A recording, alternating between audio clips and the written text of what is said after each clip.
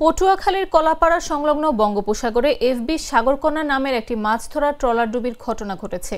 এ ঘটনা এখন পর্যন্ত 10 জেলেকে উদ্ধার করা গেলেও 5 জন নিখোঁজ রয়েছেন। গেল বুধবার সমুদ্রে মাছ ধরতে ট্রলারটি 15 জন জেলে নিয়ে পটুয়াখালীর মৎস্য অবতরণ কেন্দ্র মহিপুর থেকে বঙ্গোপসাগরে পাড়ি জমায়।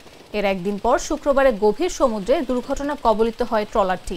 পরে অন্য জেলেদের সহযোগিতায় মঙ্গলবার পর্যন্ত 10 জনকে জীবিত উদ্ধার করতে সক্ষম হয়। তবে এখনো খোঁজ নেই 5 জেলের।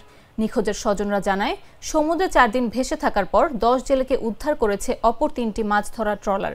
নিখোঁজ জেলেরা কলাপাড়া উপজেলার বিভিন্ন এলাকার বাসিন্দা।